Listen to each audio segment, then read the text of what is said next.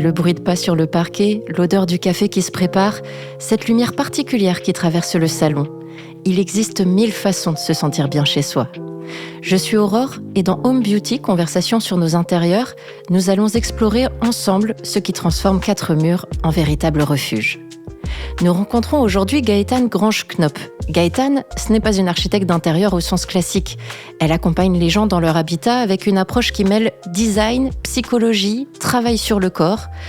Pour elle, la maison n'est pas qu'un décor. C'est un organisme vivant qui révèle nos constructions personnelles et peut nous aider ou nous bloquer dans notre quotidien. Bonjour Gaëtane. Bonjour Aurore. Nous sommes ici chez vous, à Saint-Maur-des-Fossés, en région parisienne. Merci beaucoup de nous accueillir. Est-ce qu'on peut commencer par planter le décor ? Est-ce que vous pouvez nous expliquer un peu où nous nous trouvons ? Alors oui, tout à fait. Nous nous trouvons dans ce que j'appelle la pièce de vie. Alors cette pièce de vie, je l'ai voulu, on l'a complètement créée avec mon mari. C'était 2 appartements à la base. Donc on a vraiment créé les volumes. Et en fait, on avait envie de rassembler ce qui fait pour nous la relation familiale. C'est-à-dire que c'est une pièce qui est ouverte et à la fois il y a une double hauteur en fait de plafond. Donc on a une partie qui permet aussi de se sentir un peu cocooning quand on a envie de prendre un livre dans la bibliothèque, ou on a aussi parfois des sessions animation, débat dans cette pièce aussi. Et donc du coup voilà, cette pièce elle résonne en fait de nos rêves, de nos envies. Donc voilà, on prend de la hauteur dans cette pièce également.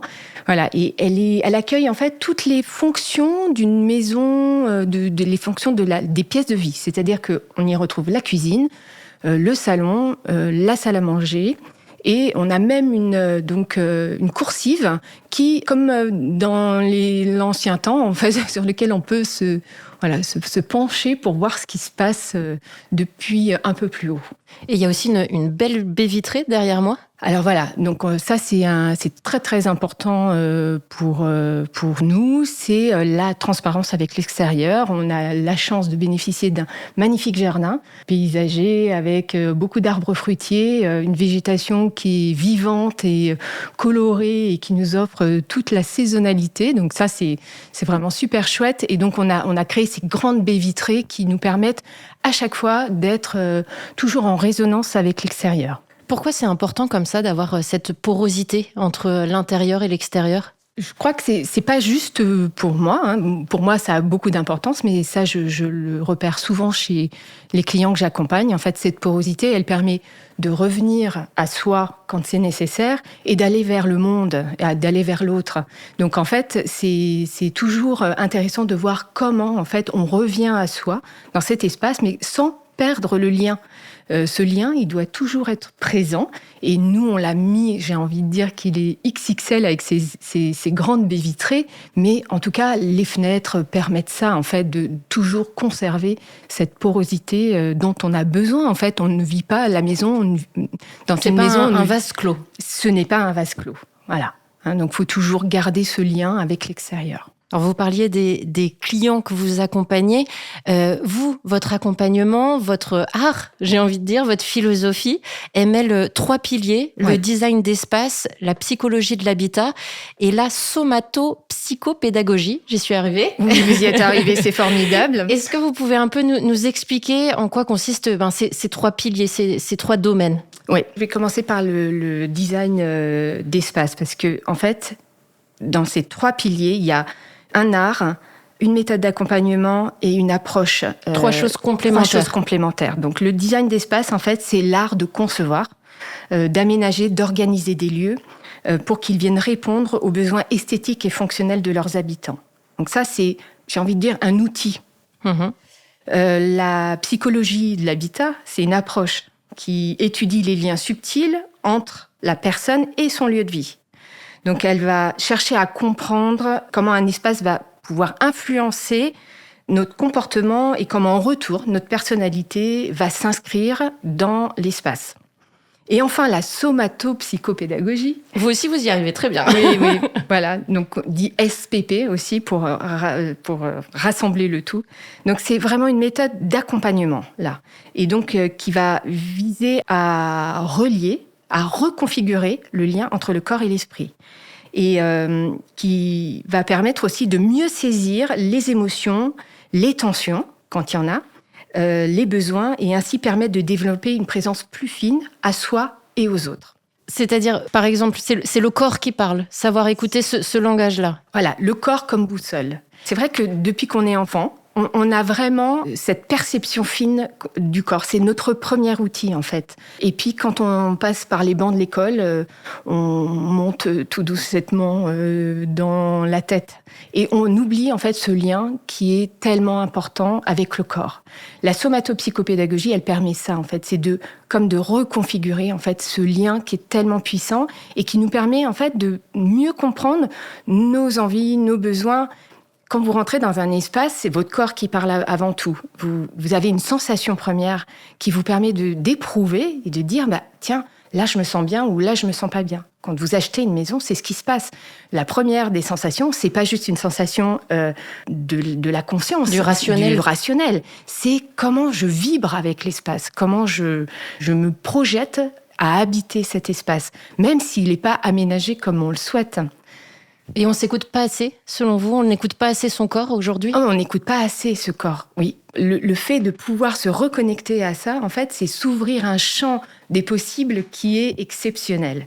Et ça, c'est vraiment formidable. Et je voudrais juste terminer parce que sur les 3 approches, en fait, comment ensemble, elles viennent tresser, tricoter, en fait, une manière d'habiter l'espace qui est très particulière.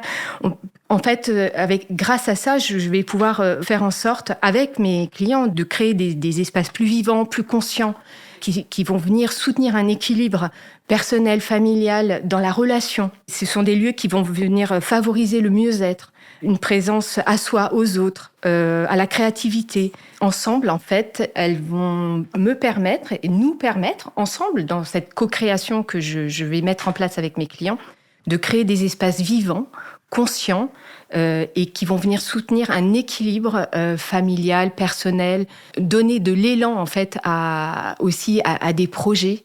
Concrètement, peut-être, est-ce que vous pouvez nous donner quelques clients, quelques situations, configurations que vous avez accompagnées? Ça sera peut-être plus parlant. Oui. Alors, en fait, ce qui est important dans la manière d'accompagner mes clients, c'est souvent je m'appuie sur ce que j'appelle la connaissance par contraste. C'est-à-dire qu'en fait, mes clients vont expérimenter quelque chose, une émotion, un lien particulier avec leur famille, dans un contexte différent.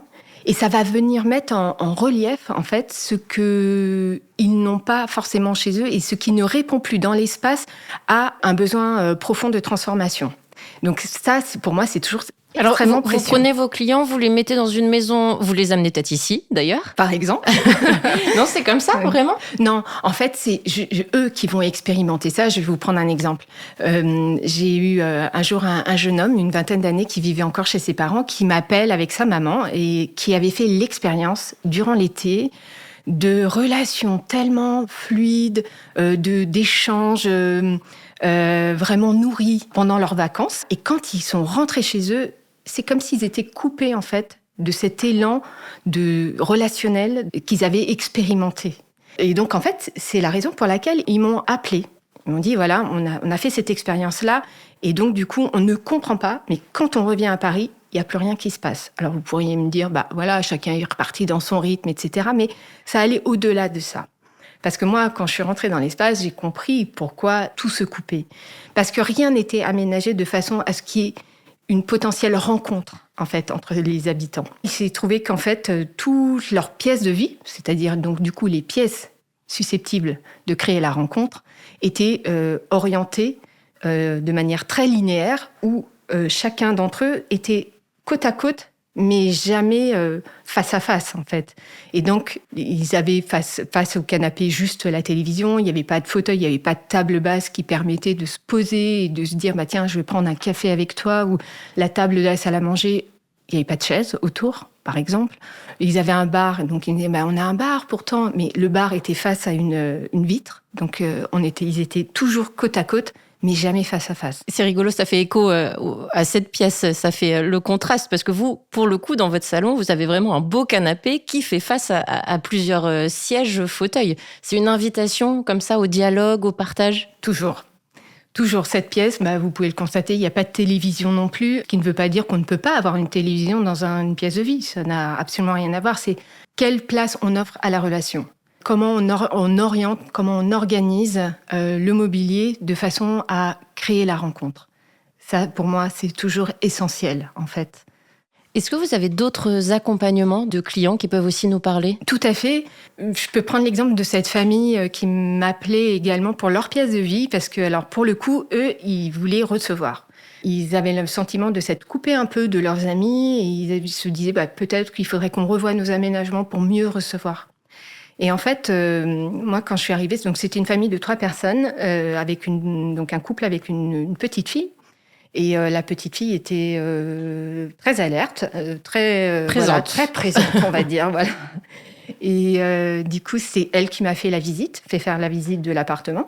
Les parents étaient presque en retrait, en fait. Et je voyais la manifestation dans l'espace de la présence très importante, très poussée, de l'enfant. Exacerbée. Je pense que le mot est vraiment là. Une présence exacerbée de l'enfant dans l'espace. C'est-à-dire qu'il y avait des objets à elle partout. Et donc, du coup, elle investissait tous les espaces. Et finalement, j'ai demandé à voir sa chambre, quand même, alors que c'était pas prévu du tout dans le projet. Et je me suis rendu compte qu'elle avait quand même un très bel espace à elle. Et qu'elle aurait pu, il fallait aussi intégrer cette pièce-là dans les aménagements, parce qu'il allait falloir recréer en fait un environnement dans sa chambre qui lui permette et de faire de la création, et de pouvoir se poser, de prendre un livre, et de pouvoir accueillir ses amis, et de pouvoir jouer aussi dans sa chambre, pour non pas prendre tout l'espace de la famille, mais aussi créer son propre espace intérieur. Et donc, en fait, la problématique des parents n'était pas tant celle de réaménager un salon pour avoir des amis à la maison, Exactement, que celle de revoir finalement la configuration, en tout cas intrafamiliale. Il y a aussi le cas assez particulier des maisons de famille, des maisons, des héritages comme ça. C'est une problématique que vous côtoyez souvent? Alors, c'est beaucoup plus qu'on ne peut l'imaginer. Quand on hérite d'une maison de famille, en fait, on hérite d'une lignée. On hérite de mobilier, on hérite d'un intérieur qui peut potentiellement se figer. Moi, je fais extrêmement attention, en fait, quand j'accompagne mes clients, à ce que la maison, elle continue de vivre et qu'elle se transforme pas en mausolée, comme une gardienne, en fait, de la mémoire ancestrale. Et j'ai eu le cas, en fait, d'une jeune fille qui avait hérité donc de ses parents dans des conditions un peu tragiques, faut l'avouer, mais qui n'avançait plus, en fait. Moi, quand je suis arrivée, elle sentait qu'elle avait besoin, en fait, de s'ouvrir à quelque chose, mais elle ne savait pas comment s'y prendre. Et en fait, quand je suis arrivée chez elle, effectivement, on avait le sentiment que le temps était suspendu et qu'elle était figée dans la mémoire de ses parents, comme s'il ne fallait rien bouger, comme si vous voulez, il fallait qu'elle était détentrice de leur mémoire. Et donc, du coup, le fait de bouger quelque chose, c'était potentiellement ne pas faire honneur à ses parents. Donc là, à un moment donné, il faut remettre du vivant dans les espaces. Donc en fait, petit à petit, elle a appris à dire, tel objet, finalement, moi, ne me fait pas vibrer, j'en ai pas besoin, donc je vais l'offrir à une association, ou je vais transformer l'espace de façon à en faire un espace qui m'accueille, moi, ma vie, mon compagnon, ce que moi j'ai envie de faire et mes propres transformations. Et selon vous, quelles sont les questions qu'on peut chacun se poser quand on entre dans une pièce ou quand on entre dans une maison pour savoir si, justement, ces intérieurs sont en accord avec nos envies, notre élan? C'est un terme que vous utilisez souvent. Oui. Justement, moi, je pense qu'il faut vraiment faire confiance à cette perception fine qu'on a quand on arrive dans un espace. Ce que le corps nous dit, ce que vous disiez tout à l'heure. Voilà, ce que le corps nous indique comme information, et je pense que ça, c'est vraiment la première des choses. Moi, ce que j'invite souvent mes clients à faire aussi, quand je suis appelée avant un achat, on me dit, voilà, on voudrait transformer cet espace, qu'est-ce que vous en pensez ? Je leur fais faire des petits exercices en fait de sensorialité. Alors, allez-y, rentrez dans l'espace, prenez le temps, j'ai envie de dire, goûtez l'espace, savourez-le. Comment il résonne en fait pour vous ? Comment il vient ? Est-ce que vous arrivez à créer une projection ? Est-ce que vous arrivez à visualiser une maison idéale dans cet espace? Et ça, c'est génial parce qu'en fait, souvent, on se coupe en fait de ces informations précieuses qu'on a directement dans la pulpe de notre corps, en fait. Et pour ça, il ne faut pas être spécialement doué, il faut prendre le temps et s'écouter. Exactement. Il ne faut pas être doué. On est tous, on peut tous le faire. Détenteurs de cette perception fine. Il faut juste se reconnecter à ça. Et alors vous, c'est notre question fétiche dans ce podcast, l'objet préféré ou la pièce préférée. Vous, quel est peut-être l'objet qui résonne le plus chez vous ? Eh bien, écoutez, ça serait actuellement, j'ai réfléchi à cette question, je pense qu'actuellement, en fait, c'est un lapin qui s'appelle Octave. C'est un biscuit, il est fait en biscuit de porcelaine. Il a un très joli collier en fleurs qui a été fait manuellement. C'est une artisane qui s'appelle Sandrine Tortiquian, que j'aime beaucoup, qui a un univers extrêmement poétique. Qui est là, sous cloche sur le buffet, c'est ça ? Voilà, et qui ramène aussi à l'histoire d'Alice au Pays des Merveilles. Et donc voilà, j'ai souhaité lui offrir un petit espace sur mon buffet, et il me regarde à chaque fois que je suis dans mon salon. Et comment vous vous sentez quand vous le regardez ? Vous parliez d'apprendre à écouter ses émotions. Il me ramène à cette poésie de la vie, en fait. Et parfait, ce sera le mot de la fin, la poésie de la vie dans nos intérieurs. Merci beaucoup Gaëtane. Merci Aurore. Je rappelle qu'on peut retrouver vos réflexions dans votre livre qui paraît aux éditions L'Harmattan, La maison, ce grand corps vivant, habiter son intérieur, habiter sa vie. Merci. Ce que Gaëtane nous rappelle, c'est que nos intérieurs ne sont jamais neutres. Ils nous parlent, nous soutiennent ou parfois nous bloquent. Et prendre le temps de les écouter, c'est déjà commencer à mieux vivre chez soi. Alors peut-être que vous aussi, en rentrant ce soir, vous poserez un regard différent sur votre salon, votre entrée, votre chambre. Vous vous demanderez, est-ce que cet espace me soutient ? Est-ce qu'il m'aide à respirer, à me déployer vraiment ? Vous écoutez Home Beauty, conversation sur nos intérieurs. Je suis Aurore, et si cet épisode vous a plu, n'hésitez pas à le partager, à en parler autour de vous. À bientôt.